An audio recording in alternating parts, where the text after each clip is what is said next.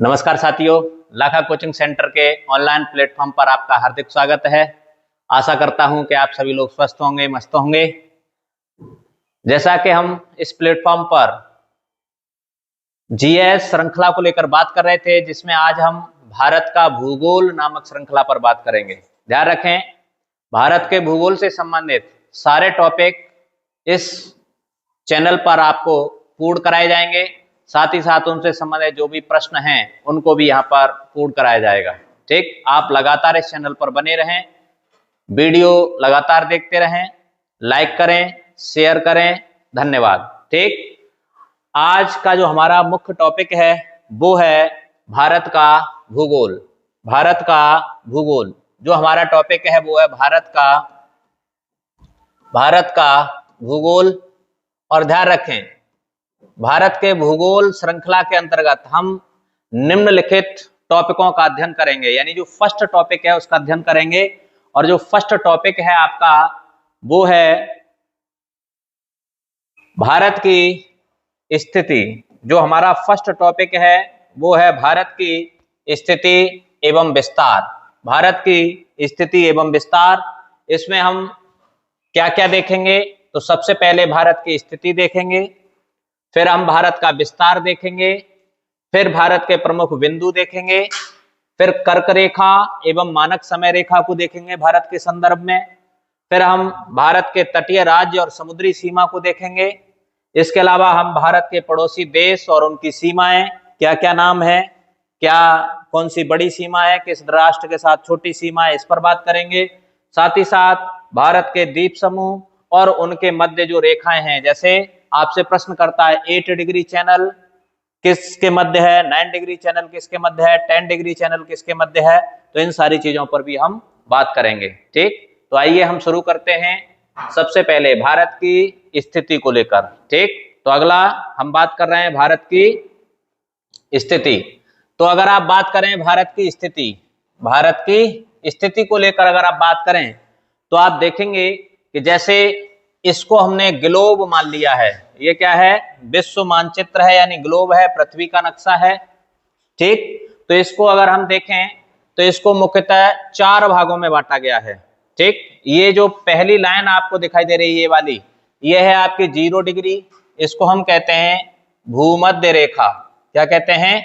भूमध्य रेखा, या इसी को हम कहते हैं विषुवत रेखा। विषुवत रेखा, विषुवत रेखा। ठीक, और इस विषुवत रेखा के ऊपर वाले क्षेत्र को हम देखेंगे तो यह है आपका उत्तरी गोलार्ध, और नीचे वाला जो क्षेत्र है इसका वो क्या है? दक्षिणी गोलार्ध। वो है आपका दक्षिणी गोलार्ध। क्लियर हुआ? ठीक, इसी तरह से अच्छा, ये जो रेखाएं हैं, इस तरह की जो लेटी हुई रेखाएं, इनको हम कहते हैं अक्षांश रेखाएं। कौन सी रेखाएं?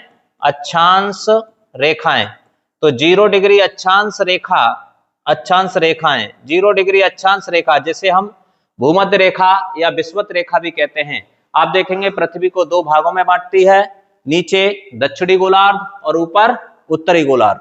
ठीक, इसके अलावा आप देखेंगे कि पृथ्वी को एक इस तरह की जो सीधी रेखाएं, ये जो रेखाएं ये कहलाती हैं, ये जो रेखाएं हैं आप देखेंगे तो इन रेखाओं को हम कहते हैं देशांतर रेखाएं। कौन सी रेखाएं? देशांतर रेखाएं। जो खड़ी रेखाएं हैं, इन खड़ी रेखाओं को कहा जाता है देशांतर रेखाएं। देशांतर रेखाएं। ठीक, तो जो 0 डिग्री देशांतर रेखा है ये भी पृथ्वी को 2 भागों में बांट देती है। इधर वाले भाग को कहते हैं पूर्वी गोलार्ध, पूर्वी गोलार्ध, गोलार्ध, और इधर वाले भाग को कहते हैं पश्चिमी गोलार्ध, पश्चिमी गोलार्ध। क्लियर? इसको कहते हैं पश्चिमी गोलार्ध। अब हम भारत की स्थिति देखें, भारत की स्थिति देखें ग्लोब पर, तो आप देखेंगे कि भारत की स्थिति इस जगह पर है। ये वाली कंडीशन है भारत की। तो हम कह सकते हैं कि भारत पूर्वी गोलार्ध में भी है और साथ ही साथ उत्तरी गोलार्ध में है। ग्लोब के हिसाब से देखें तो उत्तरी गोलार्ध में है और साथ ही साथ किधर है? पूर्वी गोलार्ध में। तो ओवरऑल हम कह सकते हैं कि जो भारत है, ओवरऑल इस ग्लोब को देखते हुए हम कह सकते हैं कि जो भारत है वो उत्तर पूर्वी गोलार्ध में स्थित है, उत्तर पूर्वी गोलार्ध में स्थित है। ठीक, स्थित है। तो कंडीशन आपको दिखाई दे रही होगी, ठीक है। तो भारत की कंडीशन के आधार पर आप उसको कह सकते हैं कि वो कहां पर स्थित है, उत्तर पूर्वी गोलार्ध में स्थित है। क्लियर हुआ। तो भारत की स्थिति, प्रश्न पूछा जाता है कि निम्नलिखित में से भारत की स्थिति है विश्व मानचित्र पर या ग्लोब पर, तो वो क्या है, उत्तर पूर्वी गोलार्ध में स्थित है। ठीक, चित्र से स्पष्ट हो रहा होगा। क्लियर, आगे बढ़े। अगला है भारत का विस्तार। अगला क्या है, भारत का विस्तार। तो अगर हम भारत के विस्तार की बात करते हैं, तो जैसे कि मैं पहले बता चुका हूं आपको, इस तरह की जो खड़ी रेखाएं, इन रेखाओं को कहते हैं, ये जो रेखाएं इनको कहते हैं देशांतर रेखाएं। देशांतर रेखाएं। और इस तरह की जो लेटी हुई रेखाएं हैं, ये जो लेटी हुई रेखाएं हैं इस तरह की, इनको हम कहते हैं अक्षांश रेखाएं। कौन सी रेखाएं, अक्षांश रेखाएं। अक्षांश रेखाएं। क्लियर हो रहा है ना। ठीक, अब आप देखेंगे कि भारत की जो विस्तार है वो दो तरीके से हम यहां पर देखेंगे। एक तो भारत का अक्षांशीय विस्तार देखेंगे, अक्षांशीय विस्तार देखेंगे, अक्षांशीय विस्तार देखेंगे, और दूसरा यहीं पर हम देशांतरीय विस्तार देखेंगे, भारत का देशांतरीय विस्तार। क्लियर हो रहा है ना। तो दो तरीके की चीजें हम यहां पर देखेंगे विस्तार के रूप में, एक तो भारत का अक्षांशीय विस्तार और दूसरा भारत का देशांतरीय विस्तार। क्लियर हो रहा है ना। तो अगर हम अक्षांशीय विस्तार की बात करें, अक्षांशीय विस्तार की बात करें, भारत के संदर्भ में अक्षांशीय विस्तार की बात करें, तो आप देखेंगे कि जो अक्षांशीय विस्तार है वो भी दो तरीके से आपको देखने को मिलेगा। अक्षांशीय विस्तार भी आपको दो तरीके से देखने को मिलेगा भारत के संदर्भ में। एक तो मुख्य भूमि, एक क्या है, मुख्य भूमि का विस्तार, एक तो मुख्य भूमि का विस्तार देखने को मिलेगा, और दूसरा जो विस्तार देखने को मिलेगा वो मिलेगा द्वीपीय क्षेत्र सहित विस्तार। द्वीपीय क्षेत्र सहित भारत का विस्तार, भारत का विस्तार, भारत का विस्तार। क्लियर हो रहा है ना, भारत का विस्तार। तो दो तरीके से आपको यहां पर देखने को मिलेगा। अब अक्षांशीय विस्तार में सबसे पहले अगर मुख्य भूमि का विस्तार आप देखेंगे, तो मुख्य भूमि का जो विस्तार है आपको देखेंगे कि ये जो रेखा है इसको कहते हैं 8 डिग्री 4 मिनट रेखा। 8 डिग्री 4 मिनट रेखा। और क्योंकि ये नॉर्थ में था, ग्लोब के आधार पर, जैसे कि हमने पीछे बताया था, ग्लोब के आधार पर किसमें है, नॉर्थ में, तो इसको हम क्या कहेंगे, 8 डिग्री, जो इसका मुख्य भूमि का विस्तार है 8 डिग्री 4 मिनट से 8 डिग्री 4 मिनट से लेकर 37 डिग्री 6 मिनट उत्तरी अक्षांश के मध्य, उत्तरी अक्षांश के मध्य, अक्षांश के मध्य। तो आप कह सकते हैं कि जो भारत का अक्षांशीय विस्तार है वो कितने से कितने के मध्य है, तो 8 डिग्री 4 मिनट से लेकर 37 डिग्री 6 मिनट के मध्य विस्तार है। ठीक, और ये जो विस्तार है वो किसका है, तो मुख्य भूमि का विस्तार है। क्लियर हो रहा है ना, किसका विस्तार है, मुख्य भूमि का विस्तार। अब हम देखते हैं द्वीपीय क्षेत्रों सहित विस्तार, द्वीपीय क्षेत्रों सहित विस्तार। ठीक, तो द्वीपीय क्षेत्रों सहित विस्तार की अगर बात करें हम, तो आप देखेंगे ये वाला जो क्षेत्र है, ये यहां पर ये है आपका अंडमान निकोबार, अंडमान निकोबार द्वीप समूह, निकोबार द्वीप समूह। क्लियर हो रहा है ना। तो ये अंडमान निकोबार द्वीप समूह में अंतिम बिंदु आप देखेंगे, तो यहां पर एक अंतिम बिंदु है जिसे हम कहते हैं इंदिरा पॉइंट। हालांकि इनको अगले टॉपिक में बात करेंगे, इसका नाम है इंदिरा पॉइंट। ठीक, इंदिरा पॉइंट। तो यहां पर अगर द्वीपीय क्षेत्र सहित भारत का विस्तार देखें तो 6 डिग्री 45 मिनट से लेकर कितने तक, तो 37 डिग्री 6 मिनट तक इसका विस्तार पाया जाता है, द्वीपीय क्षेत्र का विस्तार। ठीक, तो प्रश्न करेगा, दो तरीके के प्रश्न बनाता है अक्षांशीय विस्तार में, कि मुख्य भूमि का अक्षांशीय विस्तार कितना है, तो 8 डिग्री 4 मिनट से लेकर 37 डिग्री 6 मिनट के मध्य है। वहीं प्रश्न कर ले कि द्वीपीय क्षेत्र सहित भारत का विस्तार, अक्षांशीय विस्तार कितना है, तो वो कितना है, 6 डिग्री 45 मिनट से लेकर 37 डिग्री 6 मिनट के मध्य है। क्लियर हुआ। ठीक, इसी तरह से अब हम बात करते हैं देशांतरी विस्तार की। ये था आपका अक्षांशीय विस्तार। ये कौन सा था? अक्षांशीय विस्तार। अब हम बात करते हैं भारत के देशांतरी विस्तार की। तो देशांतरी विस्तार को हम इधर देख लेते हैं। अब बात करते हैं भारत का देशांतरीय विस्तार। देशांतरीय विस्तार, तो अगर देशांतरी विस्तार की बात करें तो आप देखेंगे, देशांतरी विस्तार में आप देखेंगे कि जो भारत की कंडीशन है, ठीक, तो ये वाली जो रेखाएं हैं, मैंने आपको बताया था, ये वाली जो रेखाएं वो कौन सी रेखाएं हैं? देशांतरी रेखाएं। ठीक है, तो ये जो खड़ी रेखाएं हैं वो देशांतरी रेखाएं हैं। तो देशांतरी विस्तार अगर आप देखेंगे तो 68 डिग्री 7 मिनट से लेकर 97 डिग्री 25 मिनट के मध्य है। तो ये इसका कौन सा विस्तार है? देशांतरी विस्तार। भारत का कौन सा विस्तार है? देशांतरी विस्तार। तो प्रश्न करेगा देशांतरी विस्तार किस किस के मध्य है? तो 68 डिग्री 7 मिनट से लेकर 97 डिग्री 25 मिनट के मध्य है। जबकि अक्षांशीय विस्तार में दो तरीके के प्रश्न पूछेगा। द्वीपीय क्षेत्र से पूछेगा तो 6 डिग्री 45 मिनट से 37 डिग्री 6 मिनट के मध्य, और अगर मुख्य भूमि का पूछेगा तो 8 डिग्री 4 मिनट से 37 डिग्री 6 मिनट के मध्य। और ये आप देखेंगे ये किधर पड़ता है? उत्तर में, तो उत्तरी अक्षांश कहेंगे, और इधर आप देखेंगे पूर्व में तो इसको कहेंगे पूर्वी देशांतर। पूर्वी देशांतर के मध्य पड़ता है। और ये किसके मध्य पड़ता है? उत्तरी अक्षांश के मध्य पड़ता है। क्लियर? ठीक, अब हम इसमें थोड़ा सा और देख लेते हैं। तो एक चीज देखें कि जो भारत की आकृति की कंडीशन अगर देखें, भारत की आकृति से भी प्रश्न पूछा जाता है। आकृति, भारत की आकृति से प्रश्न पूछा जाता है।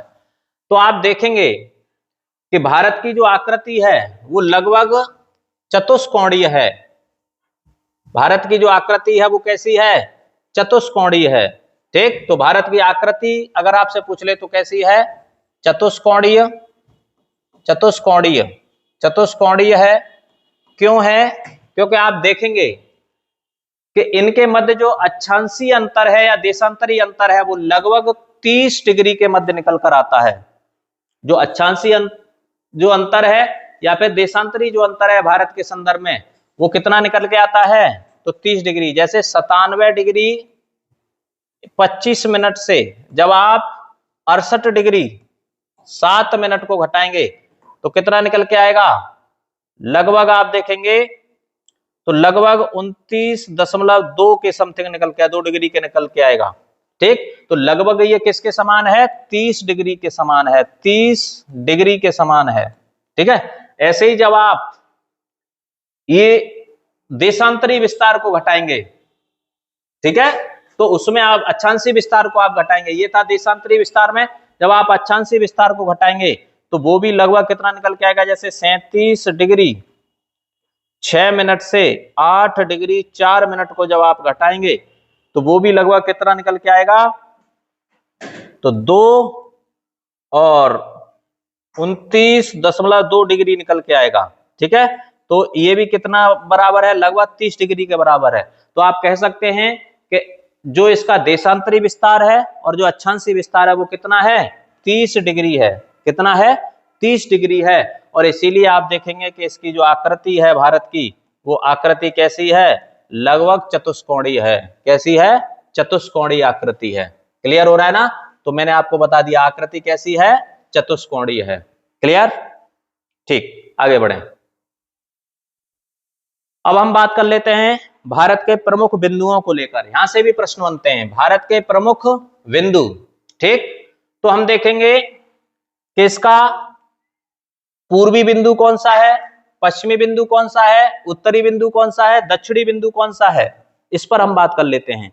तो भारत के सबसे पहले अगर हम बात करें पूर्वी बिंदु की, ठीक, पूर्वी बिंदु, तो पूर्वी बिंदु है किबुथु। क्या नाम है उसका? किबुथु। और ये जो किबुथु बिंदु है ये कहां पर है? अरुणाचल प्रदेश में। कहां पर है? अरुणाचल प्रदेश में। तो ये किबुथु जो बिंदु है वो कहां पर पड़ता है? अरुणाचल प्रदेश में। और ये भारत का कैसा बिंदु है? सबसे पूर्वी बिंदु। सबसे पूर्वी बिंदु। पूर्वी बिंदु। ठीक है, तो प्रश्न करे कि भारत का सबसे पूर्वी बिंदु क्या है, तो वो क्या है? किबुथु। और वो कहां पर पड़ता है? अरुणाचल प्रदेश में। कहां पर पड़ता है? अरुणाचल प्रदेश में। ठीक, अब आप देखेंगे इसका पश्चिमी बिंदु, भारत का कौन सा बिंदु? पश्चिमी बिंदु। तो पश्चिमी बिंदु आप देखेंगे इस जगह पर, यह है आपका, इसको हम कहते हैं गौर माता। क्या कहते हैं? गौर माता। ठीक, इसको हम क्या कहते हैं? गौर माता के नाम से जानते हैं। या फिर आप देखेंगे कि इसी को एक नाम और जानते हैं, जैसे इसी को कहते हैं नारायण सरोवर। नारायण सरोवर इसी का नाम है। ठीक, या इसी को सर क्रीक भी कहते हैं, सर क्रीक, सर क्रीक। और ये कहां पर पड़ता है? गुजरात में। कहां पर पड़ता है? गुजरात में। तो ये भारत का कौन सा बिंदु है? सबसे पश्चिमी बिंदु, पश्चिमी बिंदु। ठीक है, तो भारत का सबसे पश्चिमी बिंदु क्या है? गौर माता कह लो, सर क्रीक कह लो, या फिर उसी को क्या कह लो? उसी को नारायण सरोवर कह लो। और ये कहां पर पड़ता है? गुजरात में। कहां पर पड़ता है? गुजरात में। और ये भारत का कौन सा बिंदु है? सबसे पश्चिमी बिंदु। क्लियर हो रहा है ना? अब हम बात कर लेते हैं भारत के उत्तरी बिंदु की, सबसे उत्तरी बिंदु। तो उत्तरी बिंदु आपका इस जगह पर है, और ये है आपका इंदिरा कौल। क्या नाम है इसका? इंदिरा कौल। ठीक, और ये आपका कहां पर पड़ता है? तो ये पड़ता है आपका लद्दाख में। कहां पर पड़ता है? लद्दाख में। और ये क्या है? सबसे उत्तरी बिंदु, सबसे उत्तरी बिंदु, उत्तरी बिंदु। तो भारत का सबसे उत्तरी बिंदु क्या है? इंदिरा कौल। ठीक, क्या है? इंदिरा कौल। और जो कहां पर पड़ता है? ये पड़ता है कहां पर? लद्दाख में, केंद्र शासित प्रदेश लद्दाख में। और ये क्या है? भारत का सबसे उत्तरी बिंदु। क्या नाम है? इंदिरा कौल। ठीक, अब अगला जो बिंदु है दक्षिणी बिंदु। तो दक्षिण में आपसे दो बिंदु पूछे जाते हैं। दक्षिणी बिंदु अगर आपसे पूछ ले मुख्य भूमि का, क्योंकि भारत की ये क्या है? मुख्य भूमि, तो आपसे प्रश्न करेगा दक्षिणी बिंदु में कि मुख्य भूमि का, मुख्य भूमि से जुड़ा हुआ दक्षिणी बिंदु, तो वो है आपका कन्याकुमारी। क्या है? कन्याकुमारी। तो मुख्य भूमि का सबसे दक्षिणी बिंदु है वो आपका क्या है? कन्याकुमारी। क्लियर हो रहा है ना? वो है आपका कन्याकुमारी। और ये जो कन्याकुमारी है ये कहां पर है? तो ये है आपका तमिलनाडु में। कहां पर है? तमिलनाडु में। क्लियर हो रहा है ना? कहां पर है? तमिलनाडु में। सबसे उत्तरी बिंदु, सॉरी सबसे दक्षिणी बिंदु। और किसका? मुख्य भूमि का। ठीक, वही प्रश्न करे कि भारत का सबसे दक्षिणी बिंदु, अगर हम बात करें भारत के सबसे दक्षिणी बिंदु की, भारत के सबसे दक्षिणी बिंदु, भारत का सबसे दक्षिणी बिंदु की अगर हम बात करें, ध्यान रखना मुख्य भूमि का पूछे तो प्रश्न बदल जाएगा, तो हो जाएगा कौन सा? कन्याकुमारी। समझ रहे ना? और अगर आपसे पूछ ले कि भारत का सबसे दक्षिणी बिंदु, तो वो हो जाएगा आपका कौन सा? इंदिरा पॉइंट। क्या हो जाएगा? Indira point, Indira point. Clear हो रहा है ना? इसी को हम दूसरे नाम से जानते हैं पार्सन पॉइंट, पार्सन पॉइंट। या इसी को हम एक नाम से और जानते हैं, वो है Pygmalion point, Pygmalion, Pygmalion point. Clear हो रहा है ना? और ये कहां पर है? तो ये है अंडमान निकोबार में। कहां पर है? अंडमान निकोबार द्वीप समूह में, अंडमान निकोबार द्वीप समूह में। और अंडमान निकोबार द्वीप समूह में भी अगर आपसे पूछ ले कहां पर है, तो वो है आपका ग्रेट निकोबार में। कहां पर है? अंडमान निकोबार में भी अगर आपसे पूछ ले किस जगह पर है, तो ग्रेट निकोबार में, ग्रेट निकोबार में। क्लियर हो रहा है ना? तो ये सबसे दक्षिणी बिंदु है। क्या नाम है? इंदिरा पॉइंट कह लो, पार्सन पॉइंट कह लो, या पिगमेलियन पॉइंट कह लो। और ये भारत का क्या है? सबसे दक्षिणी बिंदु। क्लियर हो रहा है ना? कहां पर है? अंडमान निकोबार में। और अंडमान निकोबार में भी आपसे प्रश्न करे तो कहां पर है? ग्रेट निकोबार में। ठीक, क्लियर? अच्छा, एक चीज और नोट में, एक पॉइंट और लिख लें इसी से रिलेटेड, अंडमान निकोबार से रिलेटेड एक पॉइंट और आप नोट में लिख लें।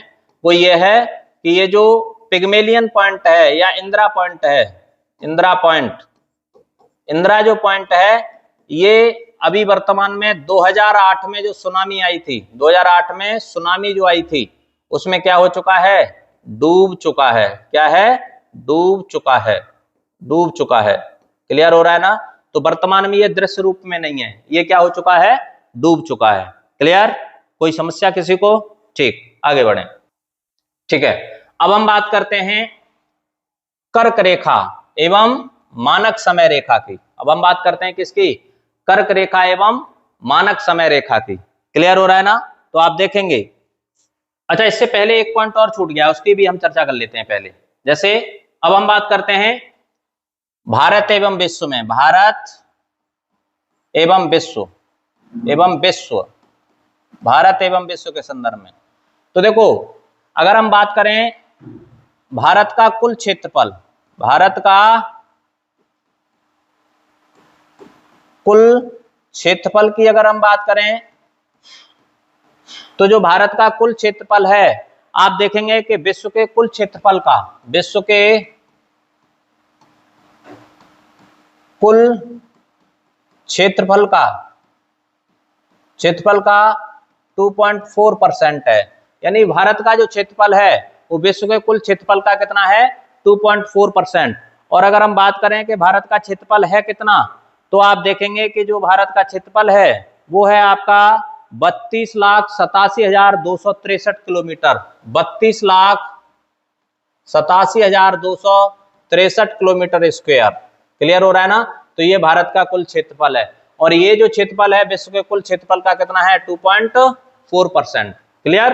अब हम बात करें कि क्षेत्रफल के आधार पर विश्व में कौन सा स्थान रखता है भारत का, तो भारत का जो स्थान है, भारत का स्थान, ठीक, विश्व में, कहां पर, विश्व में, विश्व में। तो अगर हम क्षेत्रफल के आधार पर देखें तो वो कौन सा है, 7वां, 7th स्थान है।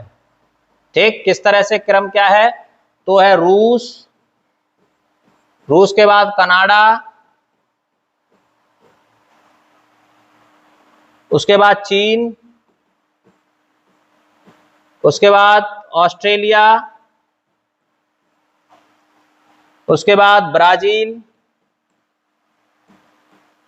उसके बाद, सॉरी, ये एक मिनट, चीन, चीन के बाद अमेरिका,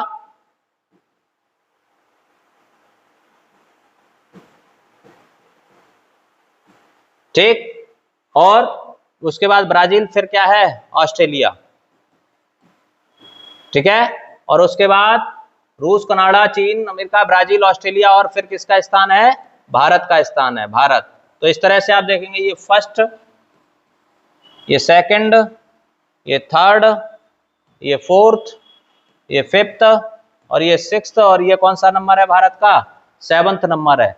तो जनसंख्या आप देखेंगे क्षेत्रफल के आधार पर भारत का कौन सा स्थान है, 7वां स्थान है। कौन सा स्थान है, 7वां।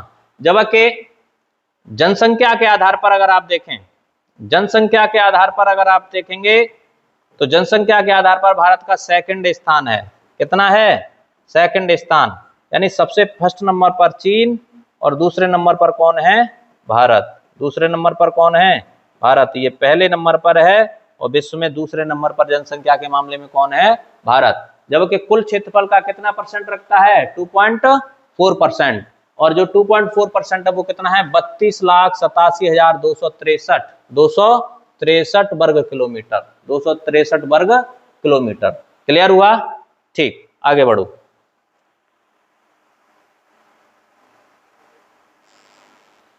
ठीक है, अब हम बात करते हैं कर्क रेखा एवं मानक समय रेखा की, कर्क रेखा एवं मानक समय रेखा की। तो जैसे आपने देखा होगा एक चीज, जैसे ये ग्लोब है, जैसे ये ग्लोब है, इस ग्लोब पर ये वाली जो रेखा है इसको कहते हैं भूमध्य रेखा। कौन सी रेखा, भूमध्य रेखा।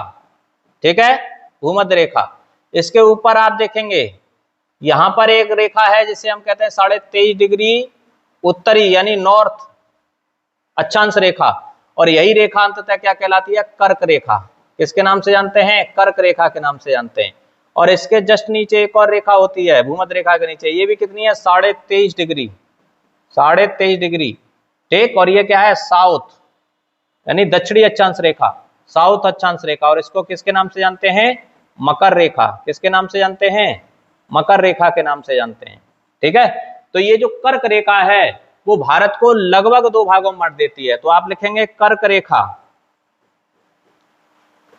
ऊपर लिखेंगे थोड़ा सा, ये जो कर्क रेखा है, कर्क रेखा भारत को लगभग 2 भागों में बांट देती है, 2 भागों में बांट देती है, बांट देती है, देती है। क्लियर हो रहा है ना? तो कितने भागों में बांट देती है? लगभग 2 भागों में बांट देती है। क्लियर? और ये जो कर्क रेखा की अगर हम बात करें तो ये कौन सी रेखा है? तो इसको हम 23.5 डिग्री, 23.5 डिग्री उत्तरी अक्षांश रेखा कहते हैं, उत्तरी अक्षांश रेखा, उत्तरी अक्षांश रेखा के नाम से जानते हैं। क्लियर? और ये जो रेखा है भारत के 8 राज्यों से होकर गुजरती है। कितने राज्यों से? 8 राज्यों से होकर गुजरती है, होकर गुजरती है, 8 राज्यों से होकर गुजरती है। क्लियर हुआ? तो कितने राज्यों से होकर गुजरती है? 8 राज्यों से। कौन कौन से हैं? तो अब वो मैप की सहायता से आप देखेंगे। ठीक है? वो किसकी सहायता से आप देखेंगे? मैप की सहायता से आप देखेंगे। तो देखें, सबसे पहले ये है आपका गुजरात। सबसे पहले ये कहां से गुजरती है? तो ये है आपका गुजरात। फिर आप देखेंगे थोड़ा सा हिस्सा इसका कहां से? राजस्थान से। थोड़ा सा हिस्सा कहां से गुजरता है? राजस्थान से। उसके बाद आप देखेंगे अगला एमपी से होकर गुजरती है। फिर आप देखेंगे आगे, तो यहां पर ये जो एक राज्य है जो इस तरह से, ये है छत्तीसगढ़। ठीक, ये क्या है? छत्तीसगढ़। और आप देखेंगे ऊपर यहां बिहार को काटकर एक राज्य बनाया गया, ये है झारखंड। ये क्या है? झारखंड। इसके ऊपर ये क्या है? पश्चिमी बंगाल। क्या है? पश्चिमी बंगाल। पश्चिमी बंगाल से होकर गुजरती है। इसके बाद आगे बढ़ेंगे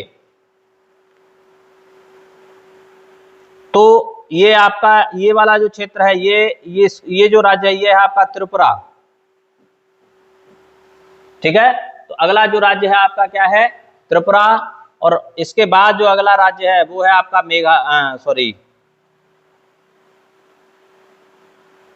मिजोरम। क्या है? मिजोरम। क्या है? मिजोरम। तो आप देखेंगे कितने राज्यों से होकर गुजरती है? 8 राज्यों से। 1 2 3 4 5 6 7 और 8 राज्य। क्लियर? क्रम से याद रखेंगे। तो क्रम से यहीं पे देख लेते हैं कितने राज्यों से होकर गुजरती है? 8 राज्यों से। कौन कौन से? तो सबसे पहले हम पश्चिम से पूर्व की ओर चलेंगे तो सबसे पहला राज्य पड़ेगा गुजरात। गुजरात के बाद अगला राज्य पड़ेगा कौन? राजस्थान। राजस्थान के बाद अगला पड़ेगा कौन? मध्य प्रदेश यानी एमपी। एमपी के बाद अगला पड़ेगा क्या? छत्तीसगढ़। क्या पड़ेगा? छत्तीसगढ़। छत्तीसगढ़ के आगे पड़ेगा क्या? झारखंड। क्या पड़ेगा? झारखंड। झारखंड से आगे पड़ेगा वेस्ट बंगाल यानी पश्चिमी बंगाल। पश्चिमी बंगाल। और आप देखेंगे पश्चिमी बंगाल से आगे आप जाएंगे, पश्चिमी बंगाल, और पश्चिमी बंगाल से आप आगे जाएंगे तो आपको पड़ेगा क्या? तो वो पड़ेगा त्रिपुरा। त्रिपुरा। और त्रिपुरा से आगे आप जाएंगे तो आपको पड़ेगा क्या? मिजोरम। क्या पड़ेगा? मिजोरम। तो इस तरह से 8 राज्यों से होकर गुजरती है कौन सी रेखा? कर्क रेखा, जो भारत को लगभग कितने भागों में बांट देती है? 2 भागों में बांट देती है। ठीक है? इसकी एक ट्रिक है, वैसे वो हर जगह पर है लेकिन थोड़ा सा मैंने अलग तरीके से बनाई है, उसको आप लिख लें कि गुजरा जब में मध्य से गुजरा जब में मध्य से तो 36,000 ठीक पश्चिमी सैनिक मुझे त्रिपुरा में मिले। त्रिपुरा में मिले। ठीक है? तो इसकी जो ट्रिक है वो क्या है? गुजरात जब में मध्य से तो 36,000 पश्चिमी सैनिक मुझे कहां मिले? त्रिपुरा में मिले। गुजरा से, गुज से गुजरात, रा से राजस्थान, क्रम से है ये। ठीक? जब में कहां से? मध्य से, तो ये साइलेंट है इसमें। कहां से? मध्य से यानी एमपी, मध्य प्रदेश। ठीक? तो कितने? 36 से छत्तीसगढ़, 1000 से झारखंड, 1000 से क्या? झारखंड। पश्चिमी सैनिक से पश्चिमी बंगाल, और त्रिपुरा से त्रिपुरा, और मिले से मिजोरम। ठीक? तो इस तरह से ये एक ट्रिक है किसको याद करने की? कर्क रेखा पर स्थित राज्यों को याद करने की, जो आपसे क्रम से बताई गई, किधर से किधर की ओर, पश्चिम से पूर्व की ओर। क्लियर हुआ? किधर से किधर की ओर, पश्चिम से पूर्व की ओर। क्लियर? ठीक। अब इससे रिलेटेड और क्या प्रश्न पूछे जाते हैं उन पर भी हम चर्चा कर लेते हैं। तो मैं इसको साफ कर रहा हूं, इसको आप एक बार स्क्रीनशॉट ले लें। ठीक, अब मैं इसको साफ कर रहा हूं, इसमें और क्या प्रश्न पूछे जाते हैं इसी कर्क रेखा से, वो भी प्रश्न देखेंगे आप। ठीक, तो आप देखेंगे अब जो प्रश्न बनते हैं कर्क रेखा से रिलेटेड, वो बनते हैं यहां पर स्थित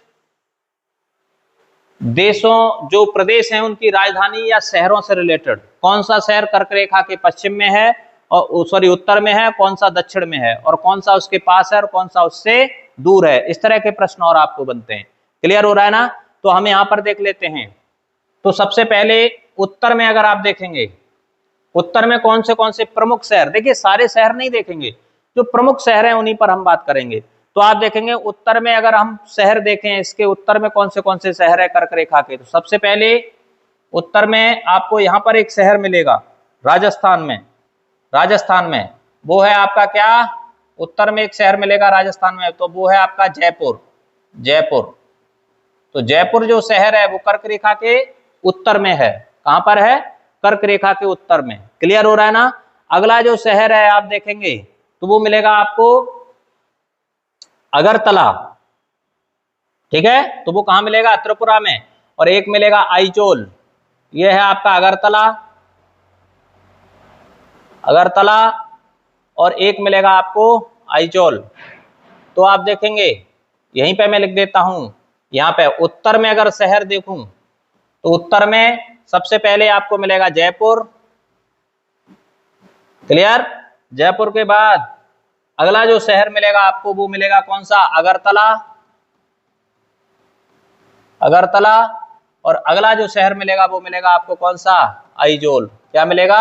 आइजोल। अगर मैं इनकी बात कर लूं तो ये आपको मिलेगा जयपुर, जो आपको मिलेगा वो मिलेगा कहां पर? राजस्थान में। कहां पर?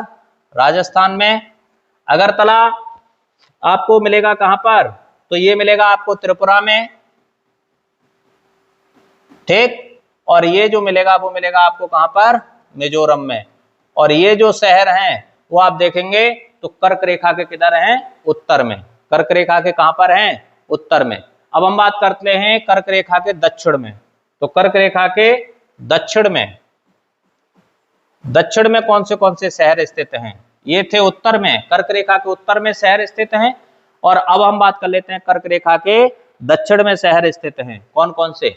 तो सबसे पहले लिख लेते हैं, सबसे पहला शहर आपको मिलेगा गांधीनगर। गांधीनगर, और ये आपको कहां पर मिलेगा? गुजरात में। कहां पर मिलेगा? गुजरात में। क्लियर हो रहा है ना? तो ये जो गांधीनगर है ये आपको देखने को मिलेगा कहां पर?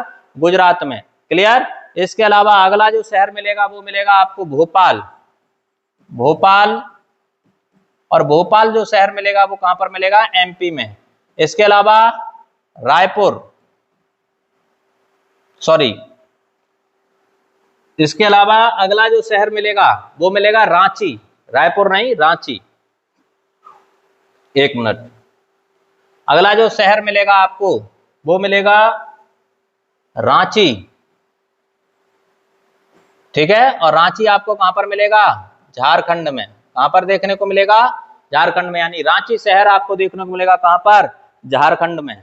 ठीक है, इसके अलावा अगला जो शहर मिलेगा आपको वो मिलेगा कोलकाता। कौन सा?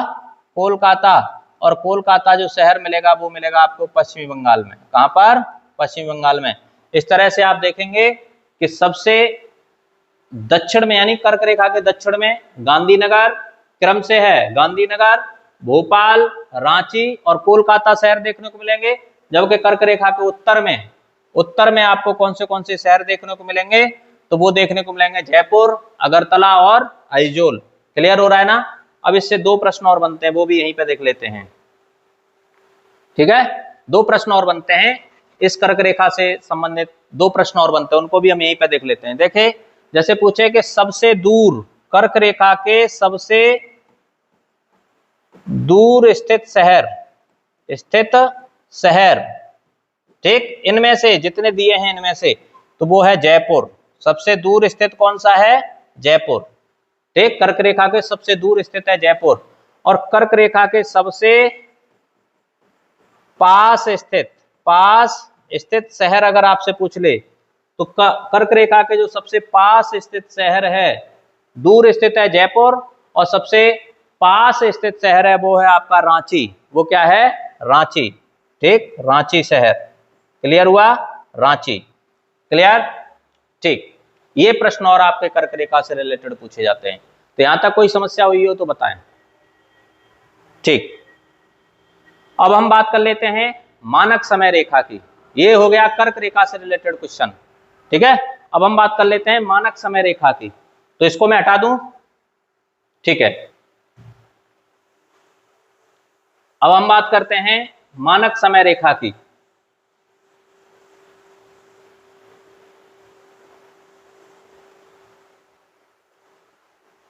तो देखिए, ये जो रेखा है, जो खड़ी रेखाएं पीछे बता चुका हूं, ये कौन सी रेखाएं क्या कहलाती हैं? ये रेखाएं, तो ये रेखाएं कहलाती हैं देशांतर रेखाएं। कौन सी रेखाएं? देशांतर रेखाएं। देशांतर रेखाएं। ठीक है, तो जो 82.5 डिग्री देशांतर रेखा है, 82 सही 1/2 डिग्री, 82.5 डिग्री यानी कितनी? 82 सही 1/2 डिग्री देशांतर रेखा है, वो भारत की मानक समय रेखा है। भारत की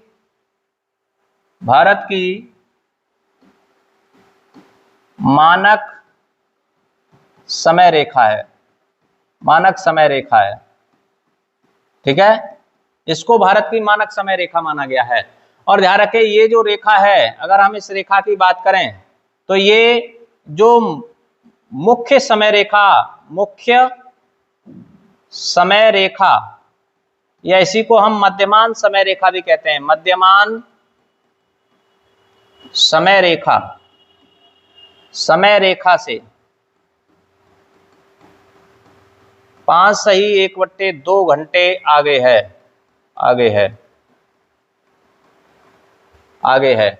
ठीक है, इसका मतलब क्या है कि अगर जैसे मान के चलो मध्यमान समय रेखा, मान के चलो ये इधर आप देखेंगे, इधर ये मान के चलो ये 0 डिग्री है, इसी को हम कहते हैं मध्यमान समय रेखा। मध्यमान समय रेखा अगर मान के चलो ये 0 डिग्री है मध्यमान समय रेखा, और इस मध्यमान समय रेखा पर 12 बजे हों, ठीक, तो उसी समय पर आप देखेंगे जो भारत की कंडीशन है, यानी 82.5 डिग्री जो रेखा है भारत की, ये मानक समय रेखा है, इस पर आप देखेंगे तो कितने बज रहे होंगे? 5:30 बज रहे होंगे। क्लियर हुआ? यानी इसका मतलब है कि ये कितने घंटे आगे है? 5.5 घंटे आगे है। किससे? मध्यमान समय रेखा से।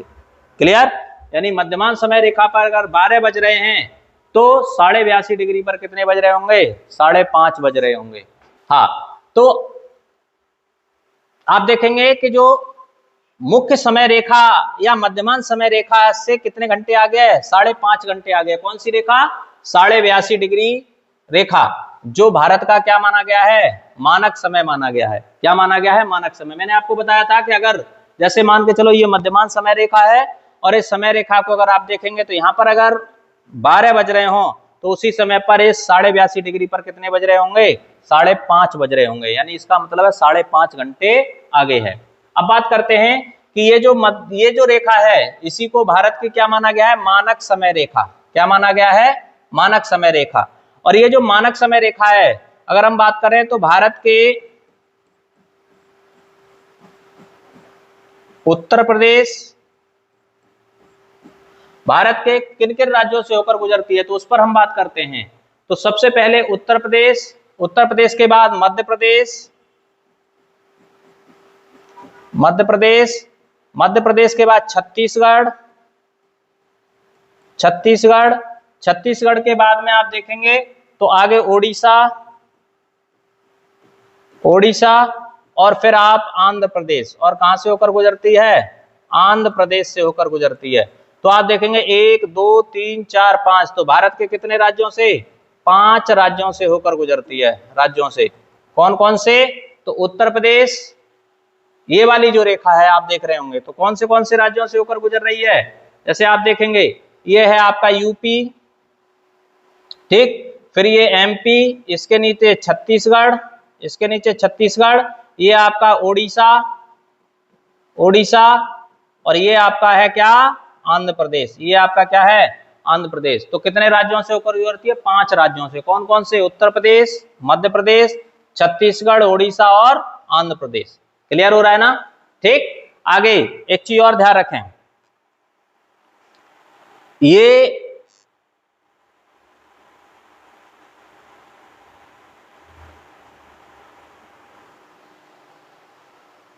यहीं पर आप देखेंगे कि उत्तर प्रदेश में इलाहाबाद में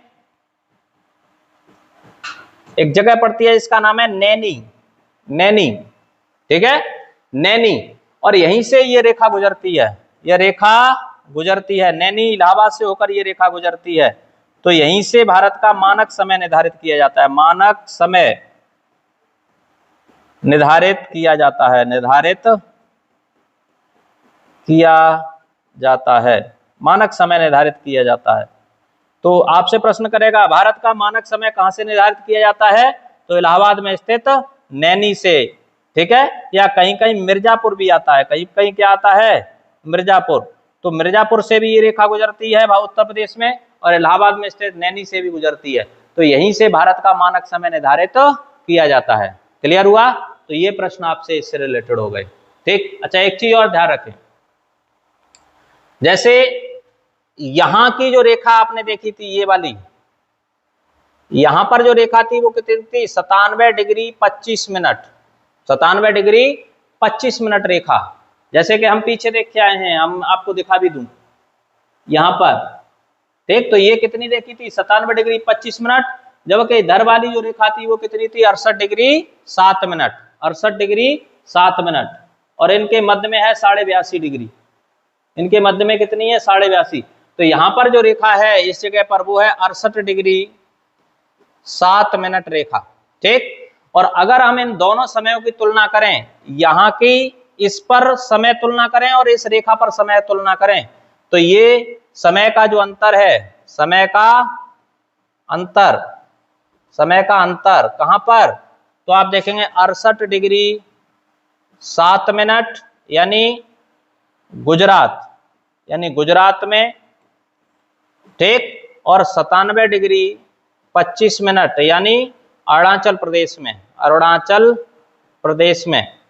अगर हम समय का अंतर देखें तो ये जो अंतर है दोनों के समय में वो कितने घंटे का पाया जाता है? 2 घंटे का पाया जाता है, पाया जाता है। क्लियर हो रहा है ना? तो प्रश्न ये भी बनता है कि अरुणाचल प्रदेश और गुजरात के समय में कितना अंतर पाया जाता है? तो वो आप देखेंगे 2 घंटे का अंतर पाया जाता है। कितने घंटे का? 2 घंटे का अंतर पाया जाता है। क्लियर? ठीक, 2 घंटे का अंतर यहां पर पाया जाता है। तो इससे रिलेटेड इतने सारे प्रश्न यहां पर पूछे जाते हैं। क्लियर हुआ? आगे, ठीक। अगला,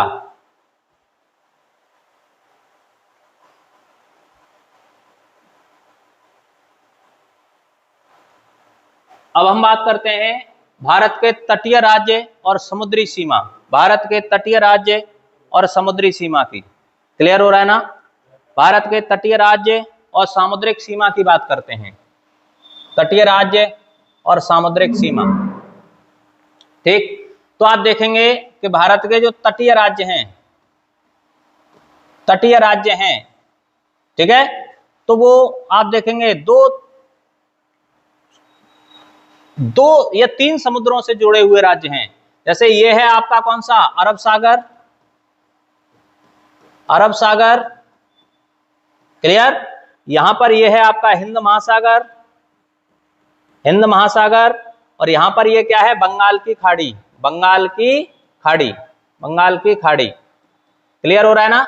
तो इसमें हम देखेंगे कौन से राज्य ऐसे हैं जो अरब सागर से जुड़े हैं, कौन से हिंद महासागर से, और कौन से बंगाल की खाड़ी से। क्लियर हो रहा है ना? तो आप देखेंगे अरब सागर से जुड़े राज्य, अरब सागर से जुड़े राज्य देखें तो सबसे पहले जुड़ा हुआ है कौन? गुजरात, गुजरात के बाद महाराष्ट्र, महाराष्ट्र के बाद गोवा, गोवा के बाद कर्नाटक, और कर्नाटक के बाद अगला जुड़ा हुआ है कौन? केरल। कौन जुड़ा हुआ है? केरल। क्लियर हो रहा है ना? तो ये जो केरल है वो किससे जुड़ा हुआ है? अरब सागर से जुड़ा हुआ है। अब बात करते हैं हिंद महासागर से। तो हिंद महासागर से जो जुड़ा हुआ राज्य है वो है आपका तमिलनाडु। कौन सा है? तमिलनाडु। यानी तमिलनाडु राज्य है भारत का जो किससे जुड़ा हुआ है? हिंद महासागर से जुड़ा हुआ है। अब हम बात करते हैं बंगाल की खाड़ी से। तो बंगाल की खाड़ी से कौन कौन से राज्य जुड़े हुए हैं? तो सबसे पहले इधर आप देखेंगे ये है तमिलनाडु, ठीक है। तो तमिलनाडु ऐसा राज्य है जो हिंद महासागर से भी जुड़ा हुआ है और बंगाल की खाड़ी से भी जुड़ा हुआ है। ध्यान रखना, बंगाल की खाड़ी से भी जुड़ा हुआ है, ऐसे बाउंड्री है तमिलनाडु की। तो तमिलनाडु, तमिलनाडु के बाद आंध्र प्रदेश,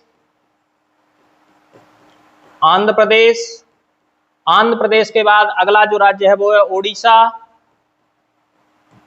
ओडिशा, और ओडिशा के बाद अगला जो राज्य है वो है पश्चिमी बंगाल, पश्चिमी बंगाल। तो आप देखेंगे ये जो राज्य हैं वो बंगाल की खाड़ी से जुड़े हुए हैं, और ये जो राज्य हैं वो किससे जुड़े हुए हैं? अरब सागर से। और ये जो राज्य है तमिलनाडु वो किससे जुड़ा हुआ है? हिंद महासागर से। तो आपसे प्रश्न करेगा कौन सा राज्य दो सागर है यानी बंगाल की खाड़ी और हिंद महासागर से भी जुड़ा हुआ है? तो वो है तमिलनाडु। ध्यान रखना, तमिलनाडु दोनों से जुड़ा हुआ है, यहाँ नीचे हिंद महासागर से और इधर बगल में किससे? बंगाल की खाड़ी से। क्लियर? ठीक। अब आप देखेंगे कि ये जो राज्य हैं इनसे और प्रश्न पूछे, यानी तटीय राज्यों से और क्या प्रश्न पूछे। पहला चीज तो प्रश्न कौन से राज्य जुड़े हुए हैं, तो आप देखेंगे 1 2 3 4 5 6 7 8 9, यानी भारत के 9 राज्य, 9 राज्य ऐसे हैं जो कैसे राज्य हैं? तटीय राज्य हैं। कैसे राज्य हैं? तटीय राज्य, यानी जिनकी सीमा किससे जुड़ी हुई है? समुद्र से जुड़ी सीमा, समुद्री सीमा बनाते हैं, सीमा बनाते हैं। क्लियर हो रहा है ना? तो 9 राज्य भारत में ऐसे हैं जो क्या बनाते हैं? समुद्री सीमा बनाते हैं, जिसमें से 5 राज्य अरब सागर के साथ सीमा बनाते हैं और 4 राज्य किसके साथ सीमा बनाते हैं? बंगाल की खाड़ी के साथ सीमा बनाते हैं। एक राज्य हिंद महासागर के साथ सीमा बनाता है, और एक राज्य जो कॉमन है, यानी यही एक राज्य कॉमन है, इसे कहते हैं तमिलनाडु। तमिलनाडु 2 के साथ सीमा बनाता है, एक बनाता है हिंद महासागर प्लस बंगाल की खाड़ी, बंगाल की खाड़ी, बंगाल की खाड़ी के साथ भी सीमा बनाता है।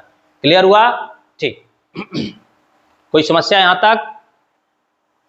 आगे अब इससे और क्या क्या प्रश्न पूछे जाते हैं वो भी देखें। तो आप देखेंगे कि अगर हम तटीय राज्यों में, अब देखो पूरा क्रम देखें तो यहां से अगला जो प्रश्न बनता है वो लंबाई को लेकर बनता है कि कौन से राज्य की तटीय सीमा सर्वाधिक लंबी है और कौन से राज्य की तटीय सीमा सर्वाधिक यानी सबसे कम है। तो यहां से प्रश्न वो और बनता है, तो वो भी यहीं पे देख लेते हैं। तो इसको पहले आप नोट कर लें, फिर मैं आगे इसी में बताऊंगा। ठीक, आगे देखें।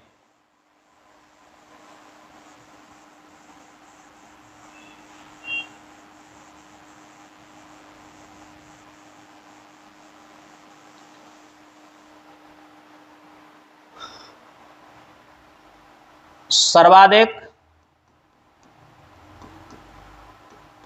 लंबी तटीय सीमा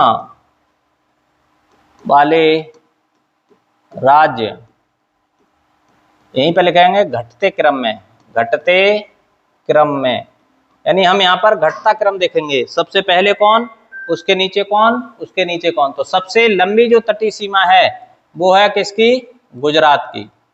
सबसे लंबी तटीय सीमा किसकी है? गुजरात की। क्लियर हो रहा है ना? गुजरात के बाद अगली जो लंबी सीमा है वो है तमिलनाडु। तमिलनाडु के बाद अगली जो लंबी सीमा है वो है महाराष्ट्र।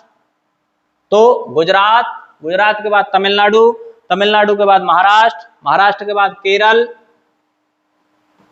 केरल, केरल के बाद ओडिशा,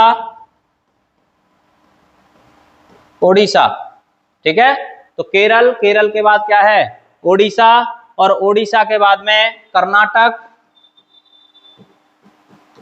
कर्नाटक के बाद कर्नाटक, कर्नाटक के बाद पश्चिमी बंगाल, पश्चिमी बंगाल और पश्चिमी बंगाल के बाद गोवा, पश्चिमी बंगाल के बाद गोवा। तो सर्वाधिक कम लंबी तटीय सीमा वाला राज्य क्या है? तो वो है गोवा। और सर्वाधिक लंबी तटीय सीमा वाला राज्य अगर पूछ ले, सर्वाधिक लंबी तटीय सीमा वाला राज्य अगर आपसे पूछ ले तो वो है गुजरात। वो क्या है? गुजरात। ठीक है। और सबसे कम लंबी सीमा वाला अगर आप पूछ ले तो वो क्या है? गोवा। बाकी क्रम आपको पता ही है, क्रम मैंने लिखाई दिया। गुजरात, गुजरात के बाद तमिलनाडु, फिर महाराष्ट्र, फिर केरल, फिर ओडिशा, कर्नाटक, पश्चिम बंगाल, गोवा, गोवा। क्लियर? तो यहां तक ये प्रश्न और आपसे बन जाते हैं। ठीक है। अच्छा, एक चीज और ध्यान रखें, गुजरात की लंबी तटीय सीमा क्यों है? तो आप वहीं पे लिख लेंगे, क्योंकि यहां पर सर क्रीक का विकास अधिक है। विकास अधिक। सर क्रीक का मतलब क्या है? तट का कटा छटा होना, कुछ इस तरह से। ठीक है। जैसे आप देखें उदाहरण के तौर पर, किसी व्यक्ति को ए स्थान से बी स्थान पर पहुंचना है, एक सीधा है और एक इस तरह से कट छटके है। ठीक है। पहुंचना एक ही जगह पर है, तो किसे ज्यादा समय लगेगा? कौन से रास्ते पर? ये 1 रास्ता है, ये 2 रास्ता है, तो किसमें ज्यादा समय लगेगा? 2 रास्ते में। क्यों? क्योंकि यहाँ पर कटाव छटाव अधिक है और इसी को हम कहते हैं सर क्रीक। क्या कहते हैं? Sir creek. तो गुजरात के तट में सर क्रीक की अधिकता होने के कारण उसका जो तटीय लंबाई है वो क्या है? सर्वाधिक है। जबकि सबसे कम तटीय लंबाई वाला या तटीय सीमा वाला जो राज्य है वो क्या है? गोवा। यहां तक है सिर्फ। ठीक है। और बाकी ये क्रम आपके पास है। क्लियर? ठीक। अब हम बात करते हैं इसकी कुल लंबाई की, यानी तटीय सीमा की कुल लंबाई। कुल, या यहीं पे लिख लो, तटीय सीमा की कुल लंबाई। कुल लंबाई की अगर हम बात करें, यहां पे भी प्रश्न पूछा जाता है, तो 2 तरह की लंबाई पाई जाएगी। एक तो मुख्य भूमि की लंबाई, मुख्य भूमि की तटीय लंबाई, और दूसरा द्वीपीय क्षेत्रों की तटीय लंबाई। तटीय लंबाई। और जब हम इन दोनों को जोड़ देंगे तो क्या आ जाएगी? तटीय सीमा की कुल लंबाई आ जाएगी। क्लियर हो रहा है ना? तो जो मुख्य भूमि की लंबाई है वो है 6100 किलोमीटर। 6100 किलोमीटर। यानी इसका मतलब क्या है? समझो कि यहां से लेके ये जो मैं बना रहा हूं, यहां से लेके इधर यहां तक की जो लंबाई है, ये वाली पश्चिमी बंगाल तक की जो लंबाई है, इसको कहते हैं मुख्य भूमि की तटीय लंबाई। और इसकी जो कुल लंबाई है वो है 6100 किलोमीटर। कितनी है? 6100 किलोमीटर। क्लियर हो रहा है ना? इसके अलावा हम देखेंगे द्वीपीय क्षेत्रों की तटीय लंबाई। तो द्वीपीय क्षेत्रों की जो तटीय लंबाई है अगर हम उसकी बात करें तो वो लंबाई है 1416 किलोमीटर। 1416.6 किलोमीटर। 1416.6 किलोमीटर। यानी आप देखेंगे इधर ये जो अंडमान निकोबार द्वीप समूह है और इधर क्या है, यहां पर आप देखेंगे तो आपका लक्षद्वीप समूह है। इनकी जो तटीय लंबाई है वो कितनी है? 1416.6 किलोमीटर। और जब हम इनको जोड़ेंगे सबको तो आप देखेंगे 7516 किलोमीटर कुल तटीय लंबाई आ जाएगी। 7516.6 किलोमीटर। तो तटीय सीमा की कुल लंबाई अगर हम पूछे तो कितनी है? 7516.6 किलोमीटर। ठीक। ये क्या है? कुल लंबाई है, जिसमें मुख्य भूमि की तटीय लंबाई 6100 किलोमीटर और द्वीपीय क्षेत्रों की तटीय की कुल लंबाई 1416.6 किलोमीटर है। क्लियर? यहां तक कोई समस्या हो किसी को तो बताओ। ठीक, आगे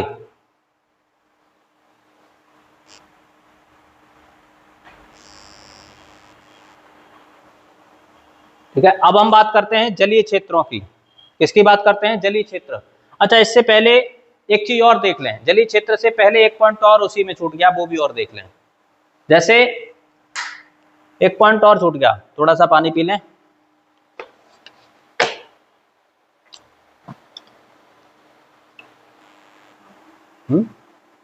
चले। ठीक है। अब हम बात करते हैं भारत के तटों के नाम। तटों के नाम, क्योंकि तटीय राज्यों के कुछ स्पेशल नाम दिए गए हैं आपसे। समुद्र के तटीय जो राज्य हैं उनके राज्यों के, उनके तटों के कुछ नाम दिए गए हैं, तो उन नामों पर हम बात कर लेते हैं। ठीक है। तो जैसे आप देखेंगे, सबसे पहले गुजरात की अगर हम बात करें तो गुजरात का जो तटीय क्षेत्र है इसको दो नामों से जाना जाता है।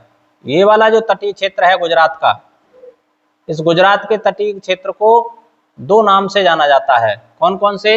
तो सबसे पहला है, उसको हम कहते हैं कच्छ का तट, कच्छ का मैदान, कच्छ का तटीय मैदान या कच्छ तट, तटीय मैदान।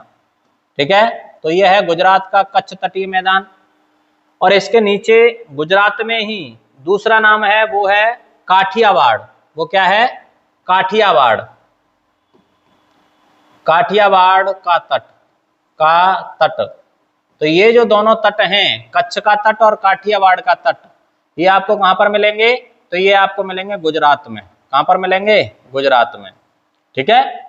इसके अलावा काठियावाड़ तट को एक और नाम से जाना जाता है, आप देखेंगे तो उसको हम सौराष्ट्र तट के नाम से भी जानते हैं। काठियावाड़ तट को ही और किस नाम से जानते हैं? सौराष्ट्र तट, सौराष्ट्र तट के नाम से भी जानते हैं इस काठियावाड़ तट को। क्लियर हो रहा है ना? अब अगला आप देखेंगे कि जो महाराष्ट्र का रीजन है, महाराष्ट्र का रीजन है, और इसमें महाराष्ट्र वाला जो रीजन है, और आप देखेंगे कुछ गोवा और कर्नाटक का, कुछ क्षेत्र कर्नाटक का क्षेत्र शामिल है। गोवा, महाराष्ट्र, गोवा और कर्नाटक, उसको हम कोंकण तट के नाम से जानते हैं। कौन सा तट? कोंकण तट, कोंकण तट। कोंकण तट में आप देखेंगे तो क्या क्या शामिल है? एक तो आपका महाराष्ट्र शामिल है, एक आपका गोवा शामिल है, और कुछ भाग आपका किसका शामिल है? कर्नाटक का शामिल है। और इन तीनों के तट को मिलाकर हम क्या कहते हैं? कोंकण तट के नाम से जानते हैं। किसके नाम से जानते हैं? कोंकण तट के नाम से जानते हैं। ठीक है।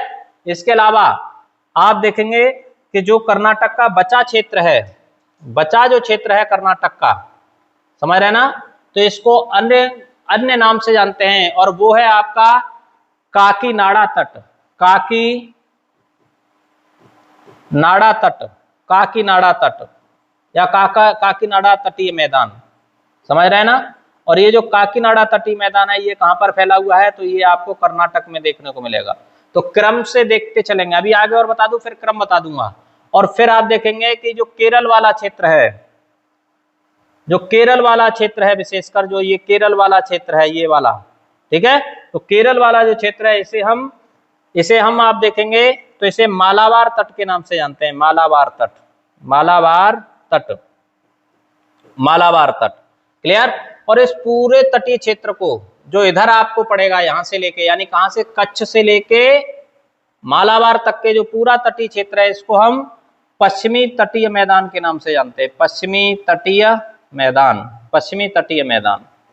क्लियर हो रहा है ना? पश्चिमी तटीय मैदान, क्योंकि उधर पूर्व है, इधर पश्चिम है, तो पश्चिम तटीय मैदान को हम भिन्न भिन्न नामों से जानते हैं। जैसे हम देखेंगे गुजरात में, तो गुजरात में कच्छ का तटीय मैदान, काठियावाड़ का तटीय मैदान, या फिर सौराष्ट्र का तटीय मैदान, एक ही बात है। उसके बाद कोंकण तटीय मैदान, जो महाराष्ट्र, गोवा और कुछ कर्नाटक में विस्तृत है। इसके अलावा फिर आप देखेंगे काकीनाडा तटीय मैदान, जो आपको कर्नाटक में देखने को मिलेगा। और फिर उसके नीचे है मालाबार तटीय मैदान, और ये आपको कहां पर देखने को मिलेगा? तो ये आपको केरल में देखने को मिलेगा। क्लियर हो रहा है ना? तो ये इस तरह से क्या है? तटीय मैदान का क्रम है।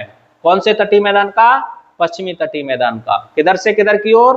उत्तर से दक्षिण की ओर। क्लियर हो रहा है ना? किधर से किधर की ओर? उत्तर से दक्षिण की ओर। क्लियर? अब हम आगे बढ़ते हैं। अब हम बात करते हैं पूर्वी तटीय मैदान की। पूर्वी तटीय मैदान, तटीय मैदान। तो आप देखेंगे यहां ये जो क्षेत्र है इसको हम कह सकते हैं कन्याकुमारी, कन्याकुमारी, कन्याकुमारी अंतरीप। यहां से इधर वाला जो क्षेत्र है पूरा, जो मैं ये बना रहा हूं, ये पूरा जो क्षेत्र बना रहा हूं, ये जो मैदान कहलाता है, ये कहलाता है पूर्वी तटीय मैदान, पूर्वी तटीय मैदान। तो इसका विकास अगर आप देखेंगे तो तमिलनाडु से लेके कहां तक है, पहली चीज कहां तक है, तमिलनाडु टू पश्चिमी बंगाल, पश्चिमी बंगाल। यानी इसका जो विकास देखने को मिलेगा आपको तमिलनाडु से पश्चिमी बंगाल तक देखने को मिलेगा। जबकि पूर्वी तटीय मैदान का जो विकास आपको देखने को मिलेगा तो वो देखने को मिलेगा गुजरात से लेके केरल तक। कहां तक, केरल तक, जिसे भिन्न भिन्न नामों से जाना जाता है। अब इधर आप देखेंगे तो पूर्वी तटीय मैदान का जो विकास है वो आपको तमिलनाडु से लेके पश्चिमी बंगाल तक देखने को मिलेगा। और इसमें इस मैदान को भिन्न भिन्न नामों से जाना जाता है। कौन से नामों से, तो अब वो हम आगे देख रहे हैं। जैसे आप देखें, ये जो तमिलनाडु वाला क्षेत्र है, जो तमिलनाडु वाला क्षेत्र है, इस तमिलनाडु के जो मैदान का जो क्षेत्र है, यहां तक अभी मैं बना रहा हूं, जैसे यहां से लेके यहां तक ये वाला जो क्षेत्र है, ठीक है, इसको हम कोरोमंडल तट के नाम से जानते हैं, कोरोमंडल तट, कोरोमंडल तट। और ये कहां पर जाना जाता है, तमिलनाडु में। तमिलनाडु में इसे हम कोरोमंडल यानी पूर्वी तटीय मैदान को कोरोमंडल तट के नाम से या कोरोमंडल तटीय मैदान के नाम से जानते हैं। इसके अलावा आंध्र प्रदेश वाला जो क्षेत्र है, आंध्र प्रदेश वाला जो क्षेत्र है, कुछ क्षेत्र, इसको हम उत्तरी सरकार, उत्तरी सरकार का मैदान के नाम से जानते हैं। और ये कहां पर है, आंध्र प्रदेश, आंध्र प्रदेश प्लस ओडिशा, कुछ क्षेत्र इसका ओडिशा में भी है, ओडिशा में। क्लियर हो रहा है ना। तो आंध्र प्रदेश और ओडिशा में इसको उत्तरी सरकार के मैदान के नाम से जानते हैं। किसके नाम से जानते हैं, उत्तरी सरकार का मैदान। क्लियर। अब बात करते हैं ओडिशा में। ओडिशा में जो ये क्षेत्र है, ओडिशा का कुछ जो क्षेत्र है उसे हम उत्कल, उत्कल तट के नाम से जानते हैं, या उत्कल तटीय मैदान। कहां पर कहते हैं उसको, ओडिशा में। तो ओडिशा में उसको उत्कल तटीय मैदान कहते हैं। क्लियर हो रहा है ना। और उसके बाद आप देखेंगे जो ओडिशा का क्षेत्र है, इसके बाद जो पश्चिमी बंगाल वाला रीजन है, जो पश्चिमी बंगाल का तट है, पश्चिमी बंगाल वाला जो क्षेत्र है, उसको अगर हम बात करें तो पश्चिमी बंगाल को हम बैगा तट मैदान के नाम से जानते हैं, बैगा तट, बैगा तटीय मैदान, बैगा तटीय मैदान या बैगा तट मैदान। ठीक है। और ये कहां पर जानते हैं, पश्चिमी बंगाल में, पश्चिमी बंगाल में। क्लियर। तो एक बार रिवीजन कर लेते हैं तटीय क्षेत्रों में। तो आप देखें, सबसे पहले पश्चिमी तटीय मैदान या पश्चिमी तटीय क्षेत्र जो गुजरात से लेकर केरल तक फैला हुआ है। अगर हम इसके भिन्न भिन्न नामों की, अलग अलग नामों की चर्चा करें तो गुजरात में से दो नामों से जाना जाता है, एक तो कच्छ का तटीय मैदान और काठियावाड़ तटीय मैदान। काठियावाड़ तटीय मैदान को सौराष्ट्र का तटीय मैदान भी कहते हैं या सौराष्ट्र का तट भी कहते हैं। क्लियर।